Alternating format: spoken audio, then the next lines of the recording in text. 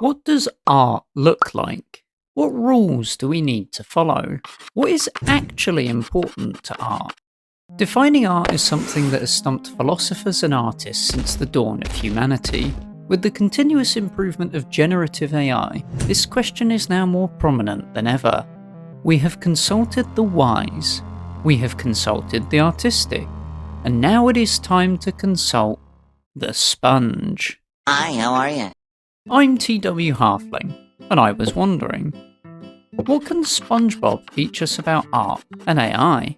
I'm guessing you guys watch SpongeBob. Aye, aye, Captain! Why else would you click on this video?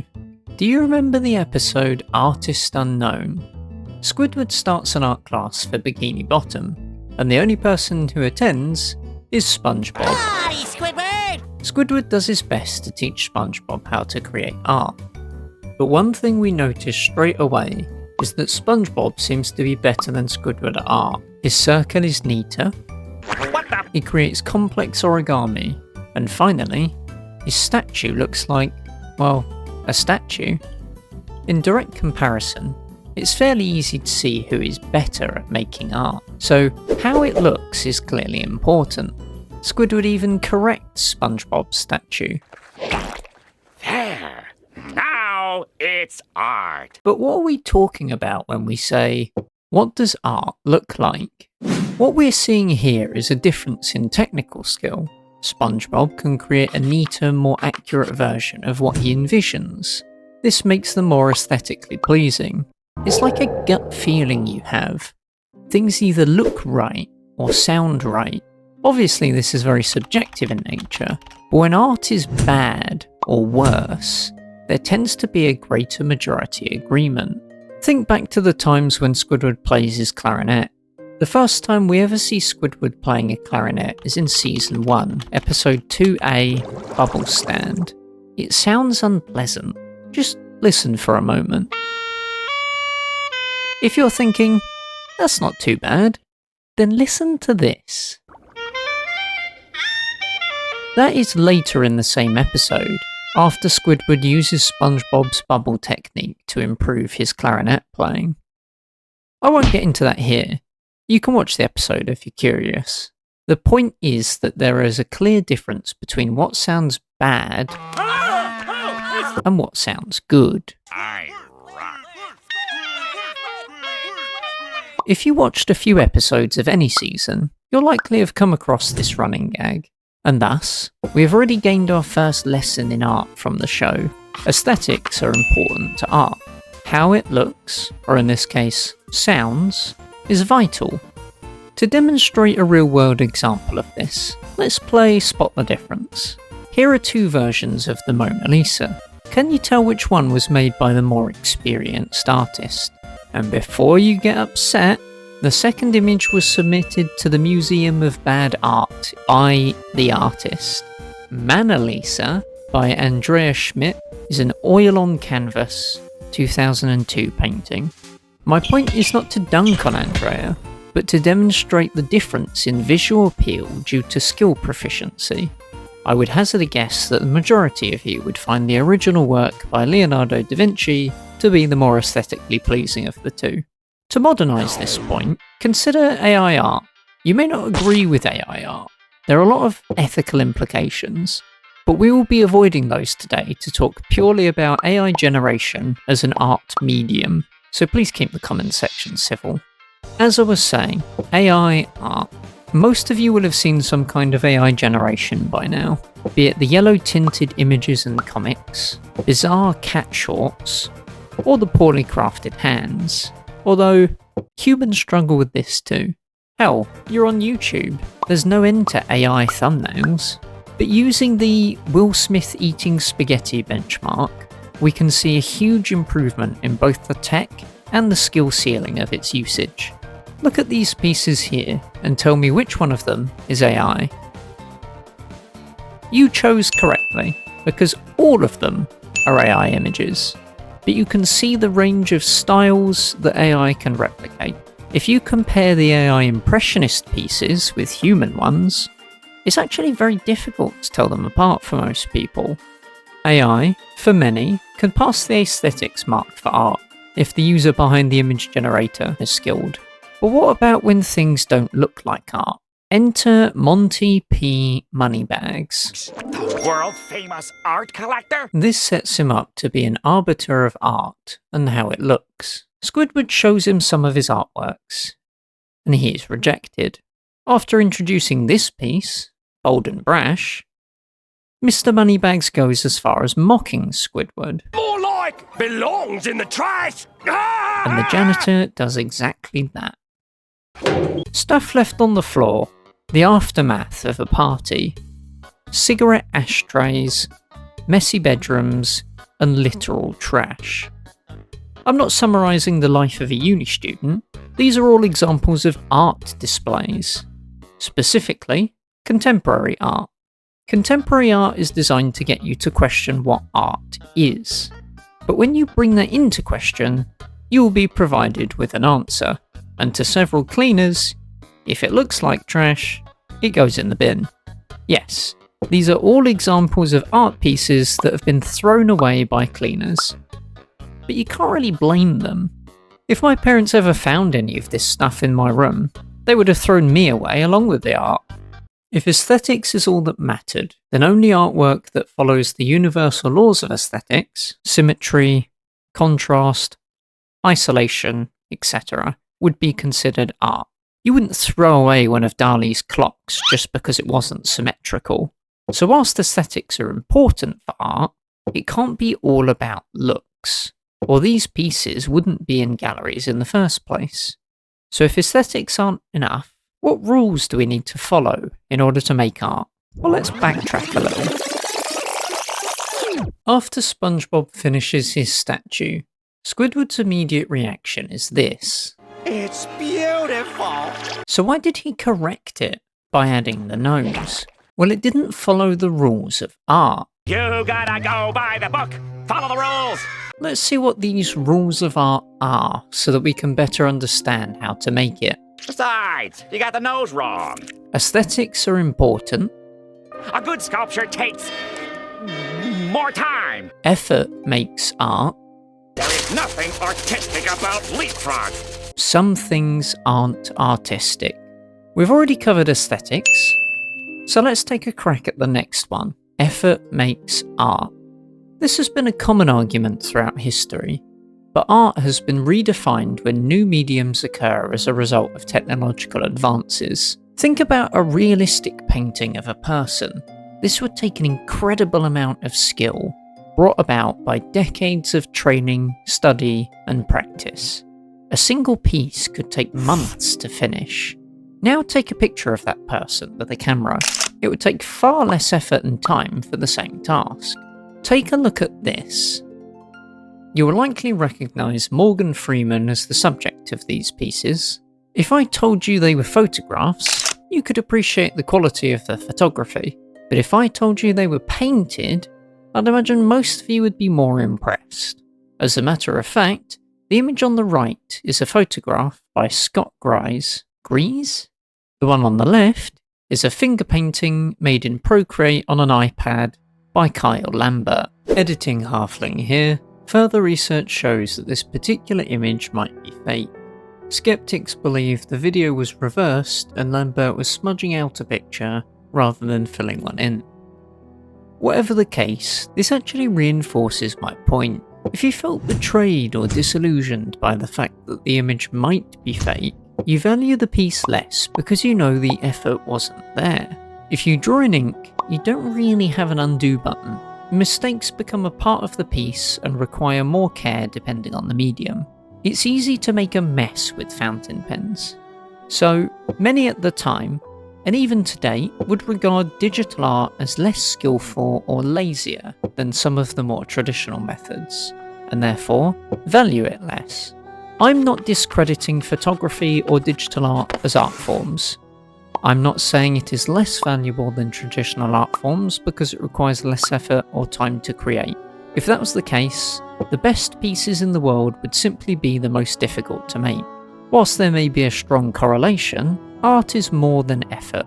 Otherwise, me getting out of bed in the morning for work would be considered art. And relatable as that sentiment is, I'm sure you'll all agree, that's not art. If you disagree, my Patreon and Ko-Fi are in the description. I'll be taking donations for my artwork. I'd like for you to imagine something. If you had to draw with your feet instead of your hands, I'm sure you would find it more difficult. They're not as dexterous, which can make fine control more difficult. Not to mention the lack of posable thumb. No, the big toe doesn't count. We could spend hours talking about cognition and motor skills, but I think you follow my point. Hands are easier to use than feet when it comes to most art forms, but what if you didn't have hands, or at least functional use of them? So you learn to paint with your feet or mouth, like Tom Yendell or Sherry Caldwell. If you showed me these pieces, I would be impressed. If you told me they were painted with somebody's feet, I would be more impressed. Day-to-day tasks would be difficult, let alone artwork, and I think a lot of you will feel the same way. There seems to be this intrinsic instinct that something adds value if we know it required overcoming hardship. We seem to naturally value effort.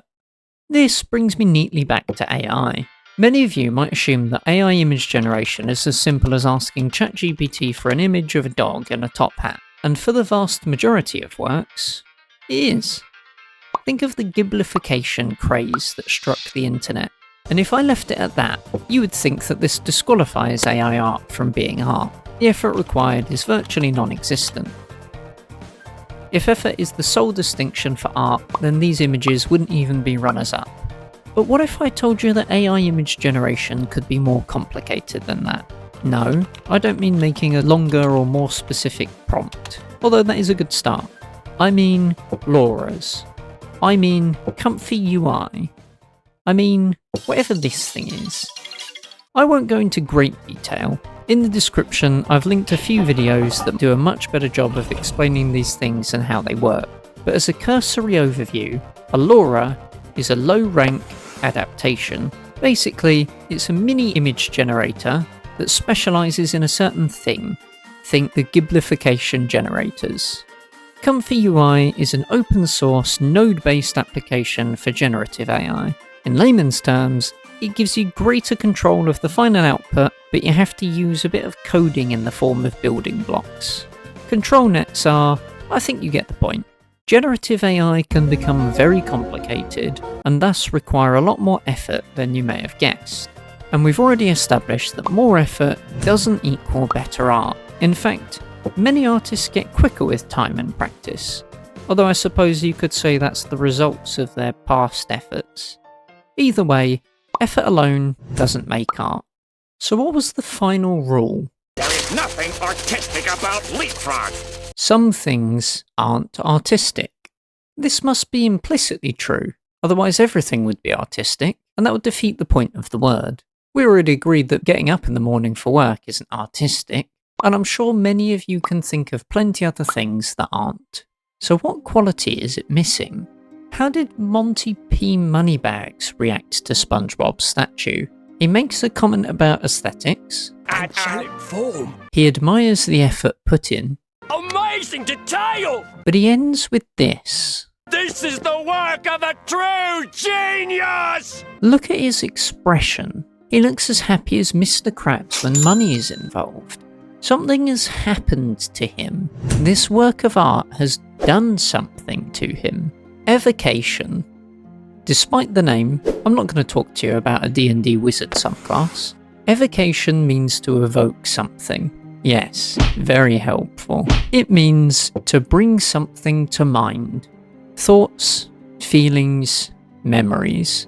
If something causes one of these things, it has evoked them. You can also evoke spirits and deities, but we don't need to get into that for this discussion, I hope.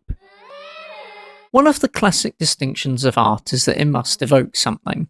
If you show me something that wasn't designed to make you think or feel anything, I will show you something that probably isn't art. This is how a lot of these sneaky conceptual arts get into museums. You'll likely know of the classic banana taped to a wall. It's common for people to say, how is this art? Partly because of effort, partly because of aesthetics, but largely because, what is it even for? Well, the piece is called Comedian, and I think you can see where this is going. The art is not actually the banana taped to the wall. Well, it is, but it isn't that simple. How do I explain this? If I had a penny for every time this art piece had been eaten, I would have 2 pennies, which isn't much, but it's weird that it happened twice. On both occasions, the banana was replaced. But what kind of Theseus's ship are we running if we can just replace the banana and call it a day? Well, the art on display is the idea of the banana taped to the wall. You can buy a certificate of authenticity that gives you the authority to duct tape a banana to the wall in this specific way and claim that it is a genuine Maurizio Catalan. I hope I pronounced that right. Otherwise, you would be buying or watching a slowly rotting banana taped to a wall, which would get gross pretty quickly. What this piece represents is a question, likely the same one you had. How could this be worth anything? Or more provocatively, how do we assign value to objects? So, ironically, you thinking that this piece is a joke and not art is exactly what Catalan wanted. Checkmate, atheists. I guess that makes Catalan's Comedian one of the world's most expensive shitposts. Actually, how much is it worth again? 4.9 million. I knew food prices had gone up, but this is ridiculous. But the fact that so many people question this piece was its purpose. It proves that it is indeed art. If evocation is all that's required, then evoke it did. But evocation can't be all there is to art. A picture of a pet might evoke something for the owner, and others to a lesser extent. Look how cute she was. But it doesn't feel like art. Maybe it's the number of people the evocation affects? If that's the case, we should be greeting our great art, Donald Trump, because love him or hate him, he definitely evokes a lot of feelings in a lot of people. Sorry Donald, but you're obviously not art. Then what about AI art? Some people hate AI art with a passion. Some people start religious cults about AI. So clearly it's evoking something, but this likely isn't the intent. You can't just sculpt willy-nilly. Art needs to evoke something that the artist wants to evoke, not just anything. Look at this painting by Pablo Picasso. You can feel the raw anguish and suffering. The subjects have their heads tilted backwards into silent screams. A dead child is cradled in the arms of a grieving parent. The sympathetic loss and indignant rage you might feel are Picasso's expression of his distaste for war. This was painted in 1937, right after the German aerial bombings of the town, which is the piece's namesake, Guernica. Picasso had seen some pictures of the bombings that had recently taken place, and that inspired his piece, a plea against the barbarity and senselessness of war. Now look at this piece. Sure, things are a little melty, like the tower and the hands, but the affection between the two characters is clear. This was a piece made to reminisce about the time someone had spent with their partner playing World of Warcraft. Life's gotten in the way now, they've had a kid, and they can't spend too much time playing together anymore.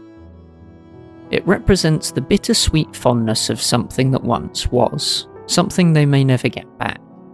To you, this may not mean a lot, but to many, it's probably quite relatable, and to the creator, it certainly evoked something.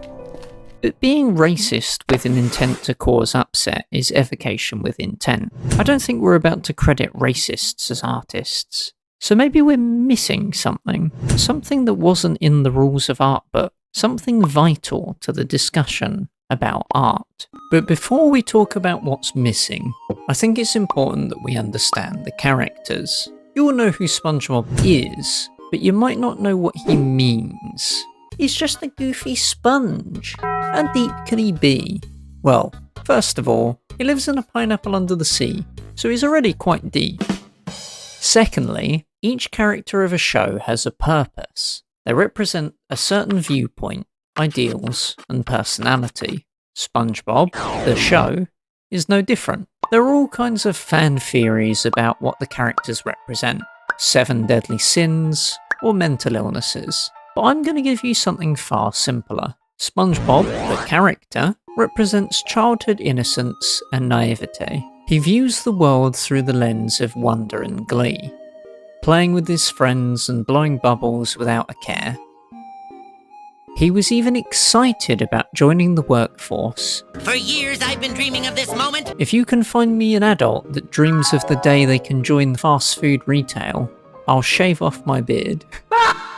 Squidward is SpongeBob's foil in this regard. Foil being a character that represents contrasting traits to emphasise their differences.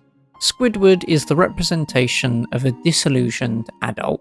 He has dreams about being an artist of great renown. I'm just doing this until my clarinet career takes off. What if it never does? But got stuck working a job he doesn't like due to his fear of failure and takes out his bitterness on the world and those around him. Depressingly relatable. Monty P. Moneybags is the stand-in representative for high art society. Buying art for my new museum! And he holds great renown in this field. The world-famous art collector? Squidward in the show represents a gatekeeping artist, as he's been the one enforcing the rules. Well, art is not all fun and games. But as the show's resident pessimist, we should take his rules with a pinch of salt. There are useful lessons to be learned from the rules, but clearly following them blindly didn't work, or Squidward would be an important artist by now. His view of art is surprisingly pragmatic, as if you could boil art down to a set of rules and churn art out like a machine. He often contradicts these rules himself, which will come into play later. Mr. Moneybags rejects Squidward's art pieces. Firstly, he politely rejects Squidward on Repose. Don't think that will fit in with the other pieces in my collection. Then, he mocks Bold and Brash. More like belongs in the trash. Finally, he removes Squidward's addendum to SpongeBob's statue. The show writers are indicating that even the rules are open to interpretation, and art might have meaning beyond them. We've spent a lot of time in this video talking about Squidward and Mr. Moneybags, but the video is called What Does SpongeBob Teach Us About Art? So let's not leave the main character out of this. SpongeBob, being the representative of childish purity, does something important with his art. He makes it fun. He uses his creativity without regard for restrictions, and channels his unadulterated passion and joy into his work. Rippy bits! Rippy bits would hardly be considered sophisticated, and Squidward was quick to disregard the leapfrog origami, but they were clear representations of self-expression, the subject being SpongeBob's often unreciprocated, innocent affection towards Squidward. He treasures their friendship, and this shines through in his creative works. He does his best for Squidward, trying hard to follow his lessons, and creates a masterpiece. But Squidward's pride is threatened. Even he is aware that SpongeBob is the better artist, so he does the only thing he knows, and kills a dream. Otherwise, you'll never get past amateur hour here. SpongeBob leaves crying. He gets knocked into the garbage and shipped off into the dump, saying, Squidward has successfully poisoned SpongeBob's worldview, but we know that Monty P. Moneybags praised SpongeBob's statue. So what happened? Well, as you may have guessed, Squidward took all the credit. It's me, I'm responsible. As he is taking it to Mr. Moneybags' car, he bumps it on the door frame, and the head falls off. But how do they react to this disaster? Squidward only cares about what the art might gain him. My fame, my fortune, my hair. Mr. Moneybags views it as a replaceable product that will line his pockets. You can whip up another one! Neither of them seem to actually care about the art. Squidward promises to have another piece ready tomorrow, directly contradicting his earlier comment about sculptures needing more time! He heads off to the dump to find SpongeBob, not out of concern, but with a need for another sculpture. Squidward convinces SpongeBob that he can create art again. I have decided to give you another chance. Really? Really? Really? Really? Really? Really? Wow. And they head back to the studio. Really? He then tries to get SpongeBob to do the sculpture, but remember, SpongeBob has changed. He's lost confidence in himself, and is now too scared to express himself anymore. To protect himself from further harm, and to do his best for Squidward, this time he follows the rules to the letter, and ironically, they swap roles. Squidward barely pays attention to the rules, just wanting to inspire SpongeBob again. Let me help. And in doing so, draws a near-perfect circle. SpongeBob, on the other hand, carefully follows the rules, and accurately draws a sloppy one. I don't know, Squidward. That stuff's not in the book. Squidward starts to get nervous as he deals with the consequences of his actions. Remember? He tried to remind SpongeBob of his self-expression and creativity, but SpongeBob now quotes the rules to him. Forget about the book! In his frustration, Squidward realises the truth and tears it to pieces. He then hands them to SpongeBob, hoping he will reassemble them in Rippy Bits fashion, but instead, SpongeBob reassembles the entire book. With one last attempt, Squidward encourages SpongeBob to try sculpting again. SpongeBob recites Squidward's advice. First, an artist must concentrate and visualize his concept. The showrunners emphasise how stupid they think rules over self-expression are by making SpongeBob do more and more ridiculous things whilst following the rules. He embraces the marble, sniffs it, licks it, washes it, and takes it on a date. When he feels fully prepared, he declares, With this tool, I shall give birth to art! And perfectly replicates Squidward's work. This is the last straw that leads to Squidward's descent into madness. He screams and races around in a frenzy, lacking all of the rules and sophistication that he once held dear. He trashes the nearby marble, throwing it haphazardly into piles, and fully embraces his primal rage.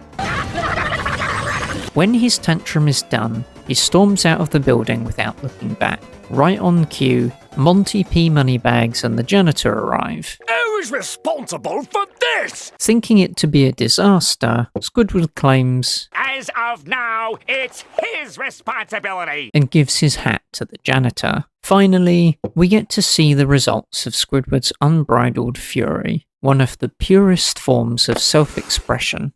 Squidward has finally produced art. You, sir, are the greatest artist who ever lived! I've seen a lot of AI art be described as soulless. People opposed to AI art may say things like, obviously it's soulless, it doesn't make me feel anything, or obviously it's soulless, an AI made it. People who are pro-AI will point to a piece and say, obviously it has soul, look how it makes me feel, or obviously it has a soul, a person made it. So what's with this weird overlap? I think it's because soul is vague, and people put weighting on different things when assessing art. If you value aesthetics, you may shun the comic style and yellow filter that ChatGPT is so fond of. But we've seen the impressive capabilities of AI art, and it can produce some visually appealing pieces. Many may think that AI art is simply prompting, so if you value effort, I don't think anyone will contest that asking ChatGPT for a picture doesn't take much effort. But what about when they use things like comfy UI and set up various LoRa's and control nets? Suddenly, there's a fair amount of skill and effort involved.